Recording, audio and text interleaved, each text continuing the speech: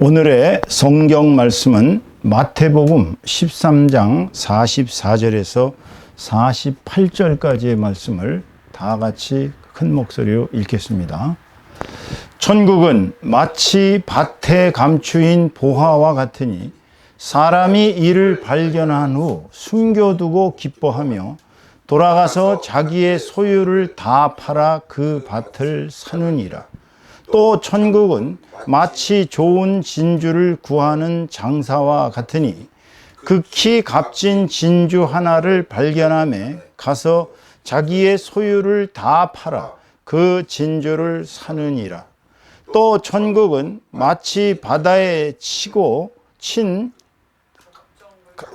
각종 물고기를 모으는 그물과 같으니 그물에 가득함에 물가로 끌어내고 앉아서 좋은 것은 그릇에 담고 못된 것은 내버리느니라.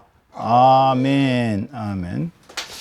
오늘은 예수 그리스도께 소망을 둔 삶을 살자라는 제목으로 마태복음 13장 44절에서 48절의 말씀을 가지고 하나님의 은혜를 함께 나누도록 하겠습니다. 벌써 오늘이 2023년 7월 2일입니다. 참 세월 빨리 가죠. 이미 상반기 2023년 1월부터 6월까지 6달이 다 지나가고 이제 새로운 7월을 맞이해서 오늘이 7월의 그 첫 번째 주입니다.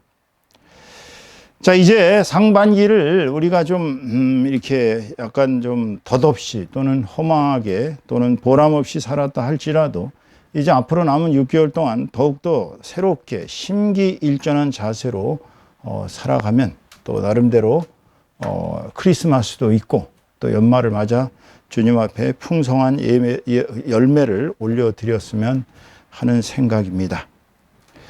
그런데 우리가 이렇게 잘 살려고 하면 사실은 가장 중요한 게 뭘까요? 물론 우리 크리스찬들은 또 이제 사랑과 소망과 평강 이런 다 그 나름대로의 덕이 있지만 우리가 살아가는 데 있어서 제일 필요한 것은 죄송합니다. 어찌 보면 소망이 아닌가 그렇게 생각이 됩니다. 소망이 없는 삶은 아시다시피 죽은 삶과 똑같습니다. 그냥 소망 없이 산다는 것은 마치 풍선에 바람이 빠진 것하고 다를 게 없어요. 사실 풍선이 빵빵하게 바람이 들어가야 그래야 풍선이 참 볼품이 있고 또 잘 날아가지 이렇게 하늘로.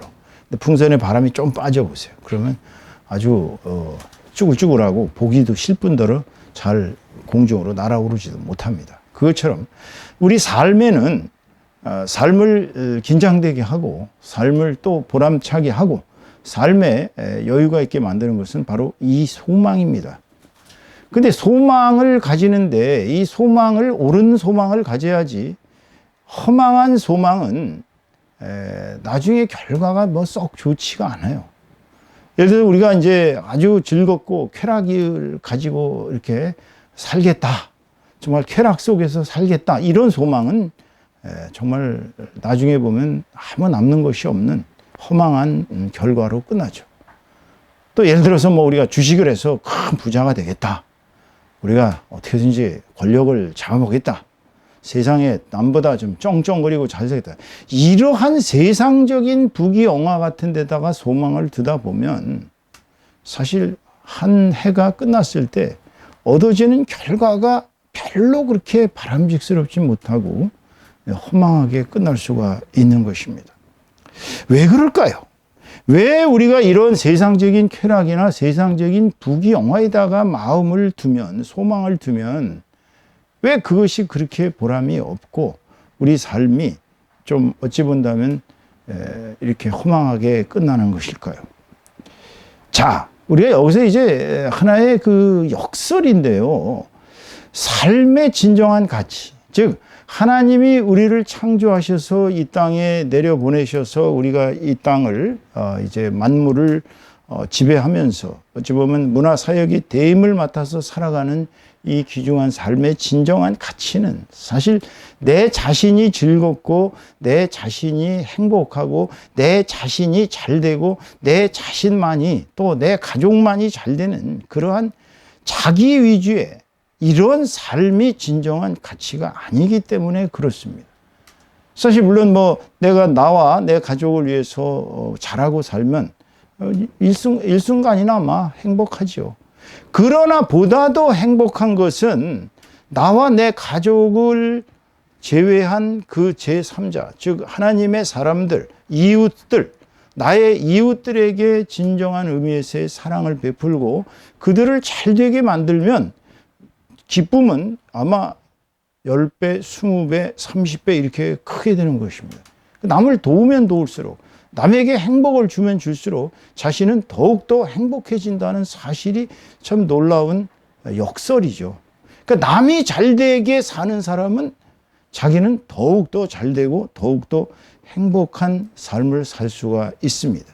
그렇기 때문에 우리의 소망은 내 자신의 쾌락이나 내 자신의 부귀영화 같은 그런 일시적인 순간적인 세상적인 즐거움이 아니라 우리의 삶은 영원한 가치, 영원한 즐거움에다가 우리의 소망을 두어야 하는 것입니다.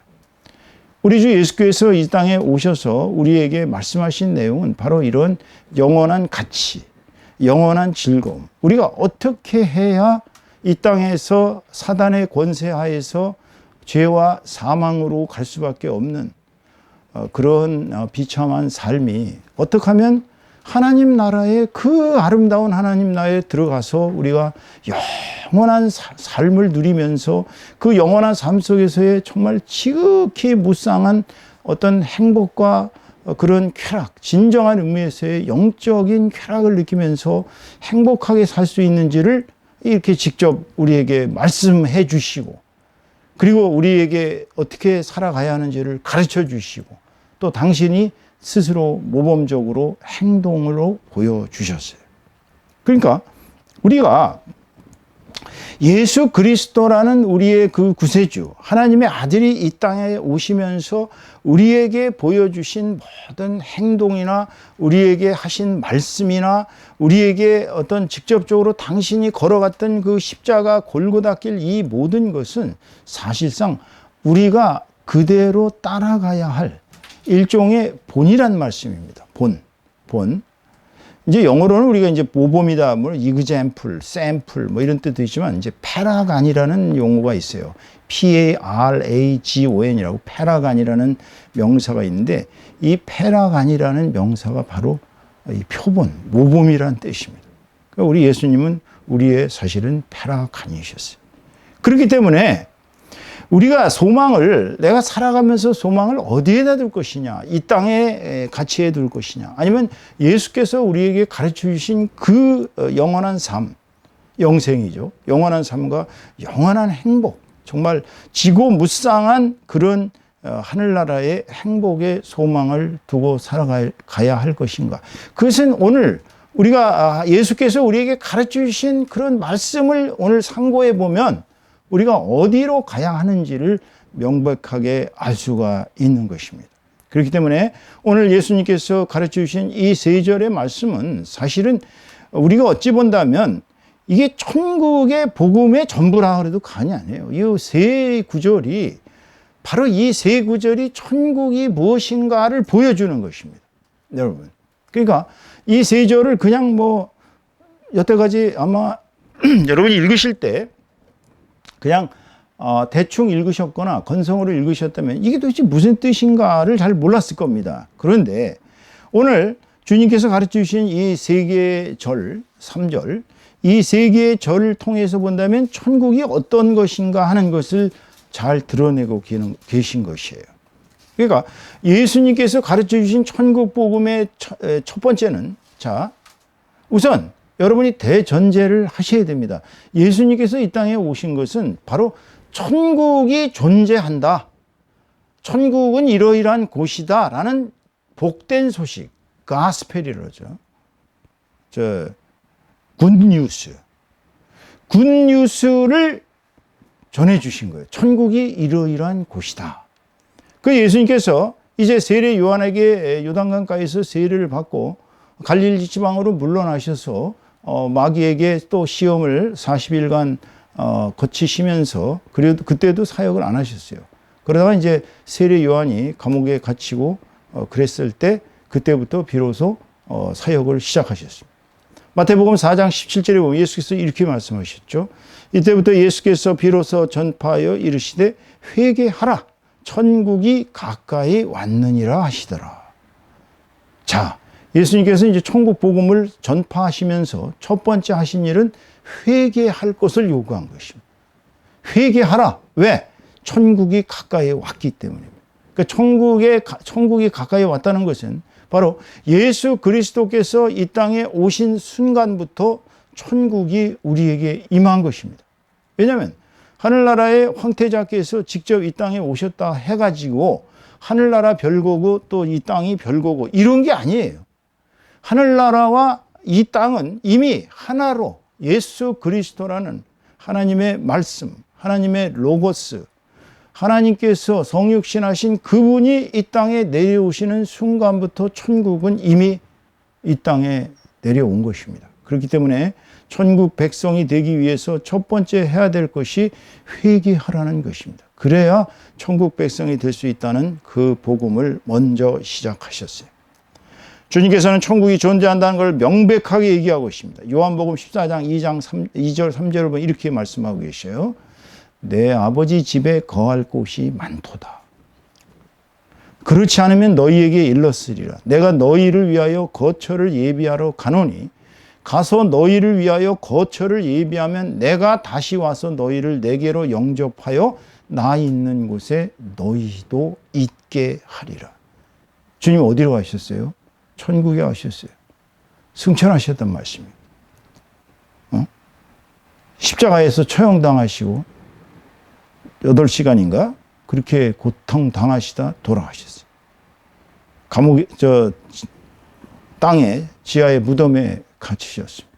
3일 만에 부활하셔갖고 금요일 날 돌아가셨고 금, 토, 일, 월요일 날 아침에 새벽 4시경 미명에 부활하셔서 40일간을 이 땅에 계시다가 수많은 제자들에게 나타나셔서 당신이 부활한 걸 보여주시고 당신의 뼈와 이 살이 다 있는 예전 그들의 모습인 걸 보여주시면서 이렇게 너희도 결국은 부활한다는 걸 보여주시면서 그들에게 힘을 주시고 성령을 부어주시고 그리고 하늘나라에 올라가셨어요.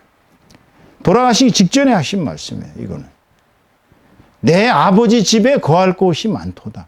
하늘나라에 우리가 갈 본향, 하늘 본향에는 우리가 갈 곳이 많습니다. 우리가 하늘나라에 가게 되는데 주님 따라 하늘나라에 가면 우리가 거기 아주 살 거처가 이미 예비됐어요. 주님은 거처를 예비하러 가신 것이에요. 그래서 이 땅에 다시 오셔서 너희를 내게로 영접하여 나 있는 곳에 너희도 있게 하리라 그랬어요. 그러니까 우리는 천국이 존재하고 그 천국에는 그 하나님의 집에는 예수님께서 계시고 우리도 거기에 갈 장소가 예비되어 있으니까 걱정하지 말고 내가 비록 하늘에 갈지라도 너희들은 나에게로 다 불러드릴 테니까 걱정하지 말라고 주님께서 그들을 다독이신 얘기예요.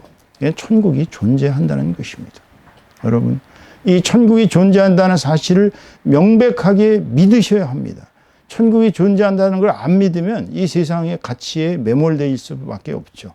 왜냐면 뭐 천국도 없고 살다가 그냥 내일 그냥 죽으면 되는 거지. 뭐 하려고 그렇게 천국 운운하겠느냐 이렇게 생각한다면 이 세상에 가치가 있겠죠. 하지만 만약에 천국이 진짜로 있어요. 대부분 죽은 사람들, 죽었다 살아난 사람들 얘기를 종합해보면 다 그 얘기 아니에요? 딱 영이 몸에서 떠나는 순간 막 터널 같은데 막 빗속으로 막 빨려 들어가다가 결국 터널 끝에 가보니까 환한 빛이 나타나고 거기에 천국이 있고 예수 그리스도를 거기서 봤다고. 그래서 다 보여주시고 천국도 보여주시고 지옥도 보여주시고 다시 돌아가서 천국이 존재한다는 걸 저들에게 말을 해라. 그렇게 해서 살아온 사람들 얘기를 보면 거의가 그 천국에 가는 장면이 동일합니다. 긴 터널을 막 빗속으로 빨려 들어갔다가 결국은 가서 보면 막 환하고 아름다운, 너무나도 이 세상에서 볼 수 없는 그런 아름다운 천국으로 간다는 것입니다. 자, 그렇다면 예수님께서 가르쳐 주신 오늘의 본문 말씀을 보면은요, 본문 말씀 44절을 오늘 같이 한번 보겠습니다. 자, 44절 읽어보세요. 천국은 마치 밭에 감추인 보화와 같으니 사람이 이를 발견한 후 숨겨두고 기뻐하며 돌아가서 자기의 소유를 다 팔아 그 밭을 사느니라. 자, 여기 이게 아주 그 심원한 뜻이 숨어 있습니다. 우선 천국은 밭에 감추인 보화와 같다고 그랬어요. 이게 무슨 얘기냐면요, 옛날에 예를 들어 가지고 이제 밭에서 농사를 지었어요. 농사를 짓든지 농작물을 거기다 심고 뭐 여러 가지 일을 하다가 이렇게 이제 꽃갱이질을 했는데 갑자기 뭐가 깽깡 하는 소리가 나면서 뭐가 걸린단 말이에요. 그래서 이 농부가 가가지고 이렇게 가까이 가서 이 땅을 이렇게 파보니까 거기에서 어마어마한 골동품, 막 금, 은, 보화가 막 거기에 발견된 거예요. 그러면은 그걸 그대로 뒤집어 놓고 가는 게 아니라 사람들이 못 보게 하려고 그거를 이렇게 도로 원상태대로 회복을 합니다. 그 다음에 집으로 돌아가서는 이제 기쁘면서 돌아간 거예요. 이제 어마어마한 돈을 번 거예요. 이제 돌아가서 그 다음에 뭐 해요? 자기 소유를 다 팔아서 그 밭을 사느니라 이랬어요. 왜냐하면 옛날에 그 밭에 보물을 발견한 사람이 주인이 아니라 그 밭주인이 주인인 거예요. 그러니까 그 보물을 차지하기 위해서는 그 밭을 사야 됩니다. 다 자기 걸로. 그러면 지금 이 사람이 소장농이었는지 아니면 뭐 거기 가서 이제 임시로 일하는 사람인지 어쩐지 하여튼 일을 하다가 그 보화를 발견했으니까 속으로 막 두근두근거리면서 야, 이거를 내가 차지해야지. 그러려면 어떻게 해야 돼요? 그 밭을 사야 돼요. 그래서 그 밭을 살려면 어떻게 해야 돼요? 바로 자기의 소유 있는 걸 다 팔아서 그 밭을 사가지고 등기 설정을 자기 앞으로 다 해놨을 때 그때 가서 그 보물이 내 것이다. 이러면은 그 주인이, 원래 주인이 꼼짝도 못하고 그걸 줄 수밖에 없는 거예요. 그러니까 옛날 제도가 지금 우리가 이제 광산에 가서 광물을 발견하고 나면은 발견한 사람이 우선권이 있죠. 현재는. 그렇지만은 실질적으로 그 소유주에게 이런 말씀에 나와 있는 것처럼 소유주에게 모든 권한이 속했기 때문에 자기 소유를 다 팔아야 그것을 차지할 수 있다는 얘기입니다. 그러니까 천국은 사실 우리 마음속에 감춰져 있는 것이에요. 천국을 갖다가 우리가 쉽게 찾을 수 있는 건 아닙니다. 100이면 100사람이 다 천국을 발견하면 얼마나 천국이 장소가 좁겠어요. 근데 천국은 장소는 어마어마하게 넓은데, 어마어마한 넓은 나라인데 들어가는 사람은 1000대1이니까 별로 없단 말이에요. 왜? 천국은 여기 보화를 감춰놓은 밭하고 같은데 그 보화를 발견하는 사람이 사실은 1000명 중에 하나인 것입니다. 천국에 들어갈 수 있는 사람이 1000명 중에 하나밖에 없다는 얘기예요. 그런데 주님이 말씀하신 이 내용은 뭐냐면요, 그 천국이라는 보화, 천국의 보화를 차지하기 위해서는 어떻게 해야 되느냐? 자기 소유를 다 팔아야 된다는 얘기예요. 내가 가지고 있는 것이 예를 들어서 1억 원이면 1억 원, 10억 원이면 10억 원을 다 팔아야만이 그것을 살 가치가 있다는 것입니다. 그러니까 천국은 한마디로 우리에게, 인간들에게 숨겨진 최고의 가치이고 지상의 어떤 것보다 완전 무결하고 아름다우며 행복한 곳이라는 사실을 말씀해 주고 있습니다. 그런데 이 천국을 소유하기 위해서는 자기의 소유를 다 팔아라. 다시 말하면 무슨 얘기예요? 자기의 모든 것을 희생할 수 있어야 천국을 소유한다는 것입니다. 여러분, 천국이 어떤 곳인가는 계시록 21장 11절, 18절에서 27까지 다 자세히 말씀하고 있어요.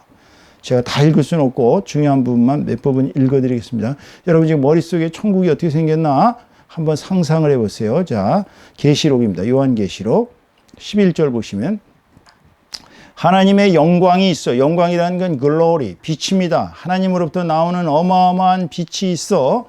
그 성의 빛이 지극히 귀한 보석 같고 벽옥, 하얀 옥과 같고 수정, 깨끗한 수정같이 성의 빛이 그렇게 빛이 나오는데 빨강, 파랑, 노랑 이렇게 나오는 것이 아니라 거기에 나와 있는 내용은 귀한 보석 같고 벽옥 같고 수정같이 밝은 빛이 그 성에서 나오는 것입니다. 18절 말씀 보시면 그 성곽은 벽옥으로 하얀 옥으로 쌓여 있는데 쌓였고 그 성은 정금인데 정금이란 게 뭐예요? 정금은 아주 깨끗한 순금입니다. 정금인데 맑은 유리 같더라. 성곽이 잘 생각해 보세요. 맑은 유리 같습니다. 다 금으로 되어 있어요. 자, 19절부터 기니까 조금만 읽겠습니다. 그 성의 성곽의 기초석은 각색 보석으로 꾸몄는데 그랬어요. 그 성곽의 기초석은 돌들도 다 보석이에요. 성곽이 있는데 그 성곽이 다 보석으로 꾸몄습니다. 무슨 보석, 무슨 보석은 다 읽어보세요. 자, 그리고 21절 보면 그 12문은 12진주예요. 문이 다 진주로 되어 있습니다. 하나의 진주로.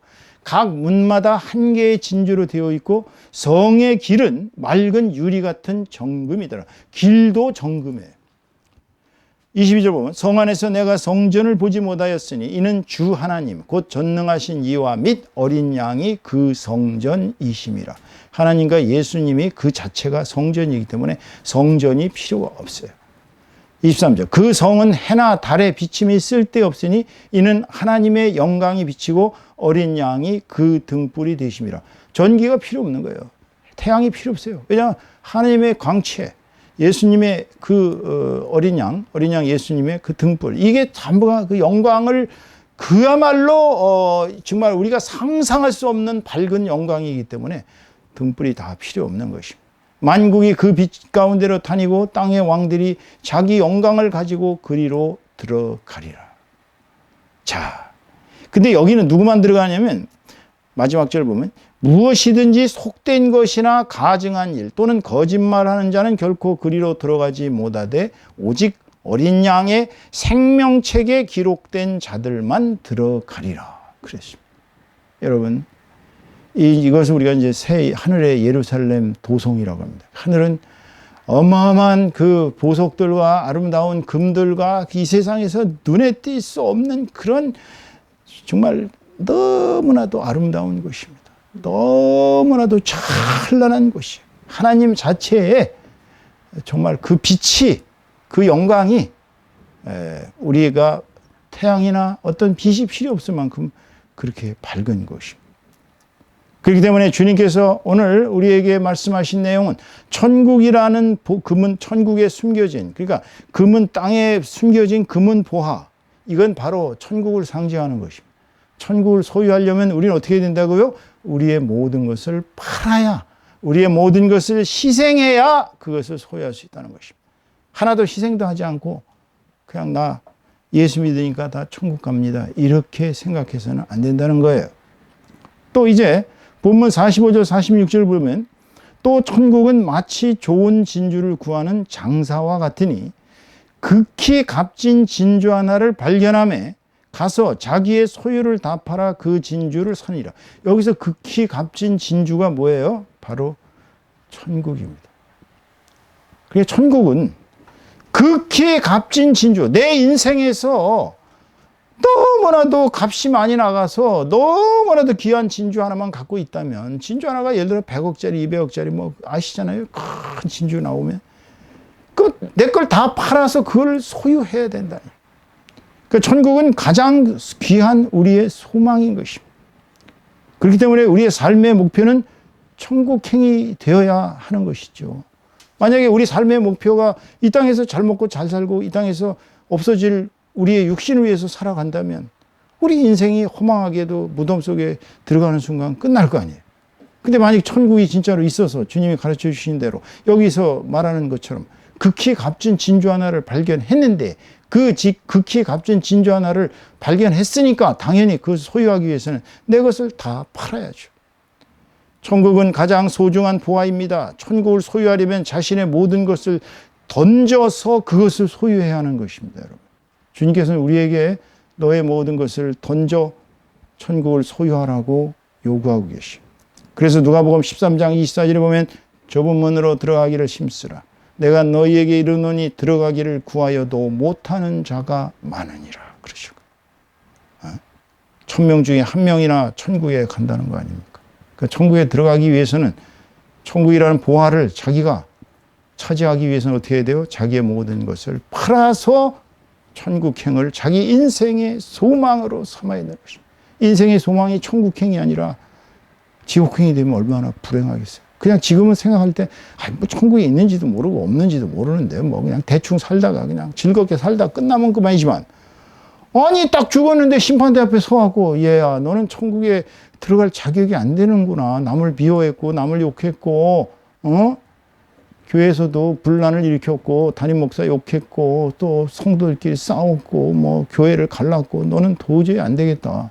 너 어디 가야 되겠냐? 그러면, 주님 한 번만 살려주세요. 저를 한 번만 살려주시면 저는 다시는 열심히 교회 생활하고, 담임 목사 말 잘 듣고, 교회에서 정말 훌륭한 성도로 살아가시면, 예, 이미 늦었단다. 회개는 땅에 살아있을 동안만 가능하단다. 이미 여기에 들어와서 심판대 앞에 서면 모든 게 끝난다. 이게 바로 주님이 얘기하신 천국은 반드시 심판을 거쳐야 들어간다고 말씀하시는 것입니다. 오늘 본문 47절에 48절 말씀 보시면 또 천국은 마치 바다에 치고 각종 물고기를 모으는 그물과 같으니 그물에 가득함에 물가로 끌어내고 앉아서 좋은 것은 그릇에 담고 못된 것은 내버리니라고 했거든요. 그물이에요, 그물. 다 걸리죠. 걸렸는데 이 고기는 별로 필요 없다. 나쁜 고기. 우리가 이제 알곡과 가라지의 얘기가 있지 않습니까? 심판을 거쳐야 천국에 들어간다는 거예요. 심판 안 받고 그냥 아무나 들어가는 게 아니에요. 선택된 자만 들어가는 것입니다. 히브리서 9장 27절 말씀 보시면 한 번 죽는 것은 사람에게 정해진 것이요 그 후에는 심판이 있으리니 그랬어요. 누구나 죽죠. 죽은 사람은 심판받아야 돼요. 예수 앞에 가서. 너 한상용 목사가 그렇게 열심히 전도했는데 전혀 예수 믿지도 않고 맨날 우상 숭배하고 너 네 멋대로 인생을 살았으니까 너 천국 가야 되냐 지옥 가야 되냐. 그럼 답이 나와 있는 거예요. 그러니까 한 번 죽는 것을 두려워하셔야 합니다. 사람이 죽는 것을 두려워하지 않는 사람은 그것은 현명한 사람이 아니에요. 미련한 사람입니다. 하나님이 없다라고 생각하고 인생을 제 멋대로 사는 사람은 정말로 미련한 사람인 것입니다. 왜? 심판이 있거든. 심판이. 마태복음 13장 30절에 보면 이런 말씀이 있습니다. 둘 다 추수 때까지 함께 자라게 두라. 추수 때에 내가 추수꾼들에게 말하기를 가라지는 먼저 거두어 불사르게 단으로 묶고 곡식은 모아 내 곳간에 넣으라 하리라. 자, 가라지. 교회에도 가라지가 있고 알곡이 있어요. 교회 생활하면서 지금 1000명의 성도가 있다면 1000명의 성도 중에 가라지가 있고 마귀가 와서 뭐 신천지가 와서 뿌렸던지 이단이 와서 뿌렸던지 아니면 무슨 이상한 걸 잘못 들어가지고 가라지가 돼가지고 교회를 분열시키고 교회를 주님의 충성된 몸이 아니라 지체가 아니라 주님의 속삭이는 지체가 돼가지고 허구한 날 사람들한테 욕이나 먹고 이게 가라지 생활이에요. 알곡 생활은 어떤 생활입니까? 주님이 가르쳐 주신 말씀 그대로 신앙생활을 착실하게 하는 게 알곡이거든. 그러니까 주님은 가라지는 거두어서 먼저 거두어 불사르게 단으로 묶어 그러니까 지옥불로 보내신다는 거예요. 곡식은 모아서 내 곳간에 그 사람들이 천국에 들어가는 것입니다. 그러니까 천국에 들어간다는 것은 반드시 심판을 거친 후에 들어간다는 말씀을 오늘 얘기하고 계신 거예요. 그러니까 오늘 주신 말씀이 겨우 3절이지만 이 3절이 너무나도 천국 복음의 핵심을 그대로 잘 말씀해 주고 있습니다. 그렇다면 우리가 이런 주님의 이 3절에 나오는 말씀처럼 예수 그리스도께 소망을 둔 삶은 무엇이고 어떻게 사는 것이 소망을 둔 삶이겠습니까? 첫째, 예수 그리스도께 소망을 둔 삶이라는 것은 우리가 슬기롭게 산다. 뭐 슬기로운 의사생활. 그랬더니 또 뭐 슬기로운 깜빵 생활까지 나왔더라고요. 또 슬기로운 뭐 조폭 생활. 또 뭐 슬기로운 무슨 생활. 여러분, 슬기로운 신앙생활이 뭡니까? 현명하게 산다는 것의 의미를 새롭게 정립해야 돼. 바꿔야 됩니다. 여태까지는 현명하게 사는 것이 현실적으로 부유하고 그야말로 참 부티나게 잘 살고 좋은 옷에 또 호의호식하며 자손들이 다 참 높은 자리에 앉고 정말 사회적으로 권력을 잡고 떵떵거리면서 이렇게 사는 것에다가 삶의 가치를 두었다면 이제는 그거는 현명한 삶이 아니라는 거, 슬기로운 삶이 아니라고 바꿔야 됩니다. 왜? 우리 삶의 소망이 이 땅에서의 부귀영화가 아니기 때문에. 이것은 일시적입니다. 이것은 사라지는 것입니다. 하지만 하늘나라의 영생은 사라질래야 사라질 수 없어요. 우리 인간의 육신이 없어지는 흙으로 사라져 버리면 얼마나 좋겠어요. 근데 우리의 영혼은 영생을 천국에서 하느냐 지옥에서 하느냐 그 차이일 뿐이에요. 우리가 영생을 거치면서 영생하면서 영원한 쾌락, 영락이라고 그러죠. 뭐 영락교회도 있고 뭐 소위 광개토대왕의 연호가 영락이었습니다. 영락. 근데 그게 교회 이름은 또 영락교회가 있죠. 영락이 되어야 하는 것이에요. 그것이 천국에서의 영생과 영락을 우리가 위해서 영원한 삶의 소망을 예수 그리스도께 둬야 하는 이유인 것입니다. 그러니까 이제는 슬기롭다, 현명하다. 저 사람 슬기롭다, 현명하다 그러면 세상적인 눈으로 보지 마세요. 저 사람은 세상적으로 엄청 성공했어요. 저 사람은 최고 대권을 잡았어요. 근데 하는 짓을 보면 전혀 영생과 영락과는 거리가 먼 삶을 살고 있어요. 불행한 사람이에요. 정말 어디 빌딩에서 높은 빌딩에 가서 청소하는 사람들 보면 어떨 때 저는 현기증이 납니다. 저런 데서 어떻게 살까?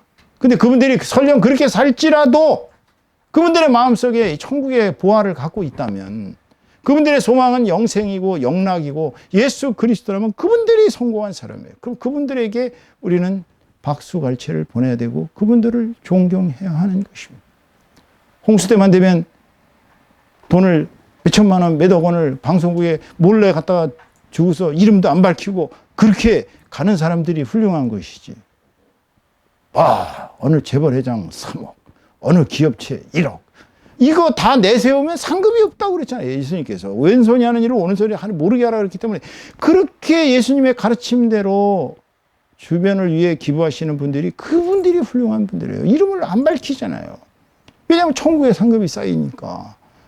이 땅에서 자기가 좋은 일하고 자랑하는 것은 아무런 상급이 천국에서는 없습니다. 그러니까 오늘 우리는 주님께서 주신 이 어리석은 부자 이야기를 보면 이 사람이 얼마나 부유했는지 정말 탱자탱자 즐겁게 살았습니다. 누가복음 12장 19절에서 21절까지를 잠깐 읽어보겠습니다. 또 내가 내 영혼에게 이르되 영혼아 여러 해 쓸 물건을 많이 쌓아두었으니 평안히 쉬고 먹고 마시고 즐거워하자 하리라 하되 하나님은 이르시되 어리석은 자여 오늘 밤에 내 영혼을 도로 찾으리니 그러면 내 준비한 것이 누구의 것이 되겠느냐 하셨으니. 자, 마지막 절. 자기를 위하여 재물을 쌓아두고 하나님께 대하여 부유하지 못한 자가 이와 같으니라 그랬어요. 어리석은 부자의 얘기입니다. 이 부자가 농토가 많았어요. 재산이 많았어요. 재산이 계속 불어납니다. 곡식들이 막 추수를 해서 막 쌓아둘 곳이 없으니까 여기저기다 창고를 쌓아가면서 이 사람은 마음속에 너무 이제 즐거운 거야. 그거 보면. 농사의 기쁨이라는 게 그런 거거든요. 뭐 없던 것에서 있는 게 생겨나는 것처럼 농사를 짓고 나서 막 곡식 단위니 뭐니 이렇게 막 생기고 나면 풍족하거든, 마음. 이 부자는 막 자기 어마어마한 이런 곡식이나 이런 걸 보면서 야, 이제 저걸 다 창고에다 넣어두고 내가 먹고 마시며 즐겁게 살리라 라고 그렇게 하나님은 멀리했어요. 그런데 하나님께서 그날 밤으로 그 사람의 영혼을 데려가면 그 재물은 다 누구의 것이 되겠어요? 알지도 못하는 사람들한테 다 가버립니다. 우리가 인생에서 자기를 위하여 재물을 쌓아두는 거 아무 소용없어요. 하나님께 대해서 재물을 쌓아야 됩니다. 하늘나라에 상급을 쌓아야 돼. 그렇기 때문에 하나님께 대하여 부여하지 못한 자가 인생에서 가장 불행한 것입니다. 하나님께 대하여 부여하다는 것이 뭡니까?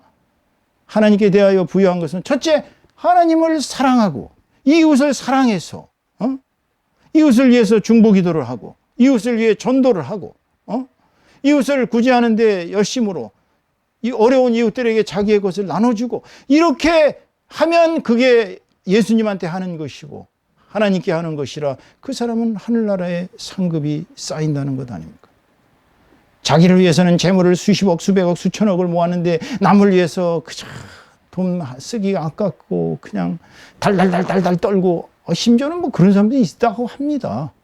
강도가 들어와서 돈 내놔 그러면은 난 돈 못 내놓는다고. 그러면 강도가 빨리 내놔! 못 내놓는다고 계속 우기다 보면 결국 목숨을 잃어가면서도 자기 재물을 챙긴다는 거예요. 물론 돈 귀중합니다. 돈 무섭습니다. 돈에 쩔어본 사람은 돈이 얼마나 무서운지를 알죠. 그렇지만 더 중요한 것은 바로 우리의 영혼의 주인이신 하나님께 대해 우리가 어떻게 부유한 삶을 사느냐, 이것이 바로 예수 그리스도께서 우리에게 주시는 교훈인 것입니다. 예수님께 소망을 둔 사람은 하나님께 대해 부유한 자가 되게 될 수밖에 없어요. 그것은 바로 우리의 영혼 구원의 삶의 초점이 맞춰져야 하기 때문입니다. 나한테 가장 중요한 게 뭘까? 예? 잘 생각을 해보세요. 내 인생에서 가장 중요한 게 뭐예요? 바로 천국에 들어가는 거 아니겠어요? 영생, 영락. 딱 두 가지 단어만 오늘 외우세요. 영생과 영락. 그것이 바로 예수 그리스도께 소망을 두는 사람들의 목표인 것이에요. 그게 바로 영혼 구원입니다. 우리가 우리 힘으로 천국에 들어갈 수 있어요? No. 가능성은 제로입니다. 아마 인간들 중에 그 사람의 힘, 그 사람의 인품과 그 사람의 덕성과 그 사람의 선행과 그 사람의 가치로 인하여 주님의 심판 앞에 섰을 때 너는 뭐 볼 것도 없다. 너는 그냥 천국으로 가라. 이럴 사람 아무도 없습니다. 어떤 사람들 얘기를 합니다. 저기 혹시 이순신 장군이나 세종대왕 같으신 분들은 과연 천국에 갔을까요? 지옥에 갔을까요? 여러분 생각을 해보십시오. 예수 그리스도라는 그 복음을 안 들은 사람들은 어떠한 선행을 했고 얼마나 인격이 훌륭했고 얼마나 잘 살았어도 천국에 들어갈 수 있는 가능성은 제로입니다. 오직 우리가 천국에 들어갈 수 있는 힘은, 그 능력은 우리가 하나님께서 미리 예비해 놓으신 그 구원의 길. 생각해 보세요. 하나님께서 구약시대에는 얼마나 많은 이스라엘 사람들을 구하시기 위해서 선지자들을 보내주셨습니다. 보내는 선지자들마다 거의 맞아 죽었어요. 선지자들 중에 제명에 산 사람이 거의 없습니다. 그러니까 오직이나 했으면 예수님이 막 자기 백성들이 막 예수님을 막 호산나 하면서 난리치고 막 종려나무 흔들면서 호산나 다윗의 이름으로 오시는 이어 하면서 그냥 막 왕으로 취대하려고 난리를 쳤을 때도 주님은 예루살렘 보면서 우셨어요. 왜 우셨을까요? 예루살렘아 예루살렘아 내가 암탉이 병아리들을 품어 안으려고 하듯이 얼마나 너희들을 내가 품어 안으려고 했느냐. 그렇지만 너희들은 내가 보내는 예언자마다 다 죽였고 이제는 마지막 보내신 구세주마저도 이제 죽이기 일보 직전이었던 것을 주님은 다 알고 계셨기 때문에 예루살렘을 바라보시면서 눈물을 흘리셨던 것입니다. 여러분, 하나님께서는 인간을 구원하시려고 구약시대로부터 내가 너희를 사랑한다. 이스라엘아 내가 너희를 사랑한다. 내 길로 가면 너희들은 행복하게 사시다. 아무리 얘기해도 믿질 않고 계속 죽이고 우상 숭배하고 온갖 악행이란 악행은 왕들서부터 왕비에 이르기까지 5만 가지 악행들을 저지르고 귀족들이란 귀족들은 백성들을 쥐어짜서 고리대금업에 그냥 그 밭에 네 구덩이는 절대로 그거는 가져가지 말라고 그랬는데도 그냥 박박 긁어갔습니다. 그리고 굶어 죽던 외국인이 굶어 죽던 고아가 굶어 죽던 과부가 굶어 죽던 신경도 안 썼어요. 하나님께서는 하다가 도저히 안 되시니까 이제 마지막으로 당신의 아들을 이 땅에 보내신. 내 아들을 믿기만 하면 너를 구원해 주겠다라고 그렇게 쉬운 길을 예비해 놓으신 것이 바로 우리 영혼 구원이 갈 수 있는 마지막 길이에요. 그러니까 내 영혼이 구원받느냐 못 받느냐는 것은 그냥 하나님께서 예비해 놓으신 그 마지막 길, 즉 예수 그리스도를 믿느냐 안 믿느냐, 예수 그리스도께 삶의 소망을 두느냐 안 두느냐, 여기에 달린 것인데 그거를 못한다는 말씀이에요. 문제는 그게 오늘날 사람들이 내 영혼이 구원받을 수 있는 마지막 길이라고 이 목사가, 본 목사가 아무리 여기 유튜브에 설교를 하고 또 다니는 데마다 예수 믿어야 된다고 얘기해도 안 믿어지거든. 세상적인 가치에 지금 완전히 매몰되어 있습니다. 이 세상이 너무나도 사악해서 저는 요즘 텔레비를 보는 게 무서운 정도가 아니고 인터넷도 보기도 무서워요. 이게 도대체 이 세상이 어떻게 흘러가려고 저러나.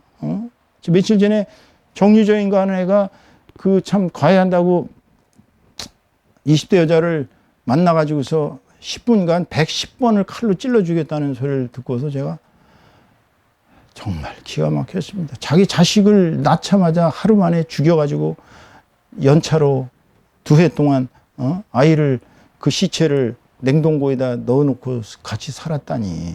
정말 난 이게 사람들이 이제는 어떻게 살아가는지를 모르겠어요.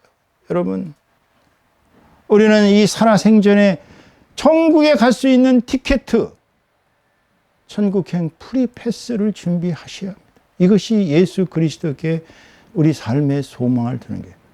천국행 프리패스가 있어요.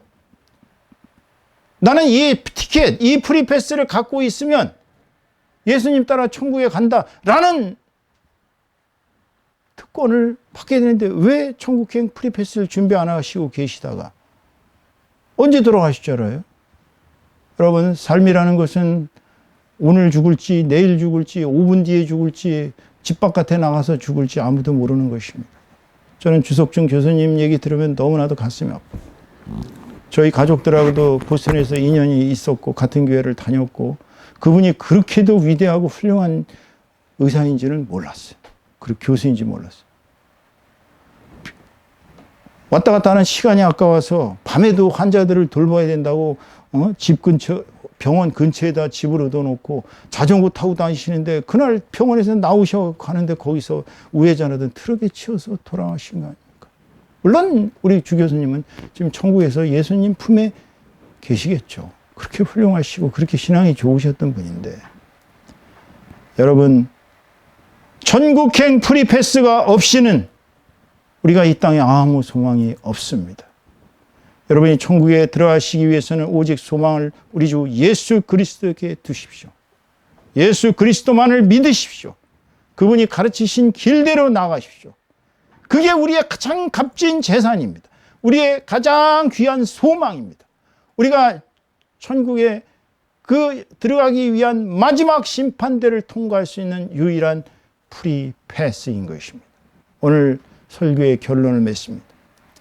예수님께서 우리에게 주신 천국 복음은 하나님 나라가 분명히 존재한다는 것입니다. 그 세계는 영생과 영락이 보장된 가장 고귀하고 가장 완벽하며 가장 아름답고 행복한 곳이라는 것입니다. 천국은 이 세상 어떤 것보다 귀한 가치와 소망을 가지고 있으므로 우리는 우리의 전심전력을 다해 천국에 들어가려고 힘써야 합니다. 그냥 슬렁슬렁해서 소위 수능에서 그냥 한 60% 맞고 그냥 대충 대학에 들어가려고 하는 그런 심정이 아니라 우리의 모든 것을 다 팔아, 우리의 소유를 다 팔아야 천국을 소유할 수 있다는 하나님의 말씀처럼 우리가 전심전력을 다해 천국에 들어가려고 힘써야 돼요. 그 길은 좁고 힘들고 고난의 길, 십자가의 길, 골고다의 언덕길, 예수 그리스도께서 간 그 길입니다.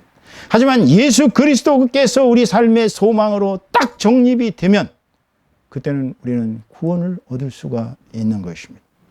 그렇기 때문에 우리가 예수 그리스도만을 믿고 그분의 가르침을 우리의 가장 값진 재산이요 소망이요 그 심판을 마지막 심판을 통과하는 프리패스로 얻는다면, 즉 우리가 구원을 얻게 된다면 우리는 이 살아 생전에 우리가 예수께 둔 모든 소망이 저 하늘나라에서 가장 영광스러운 생명의 면류관을 받게 된다는 사실을 깨달으시고 오늘 내일 모레 우리는 오직 예수 그리스도께 소망을 둔 저와 여러분의 삶이 되시기를 우리 주 예수 그리스도의 이름으로 축원합니다. 축원합니다.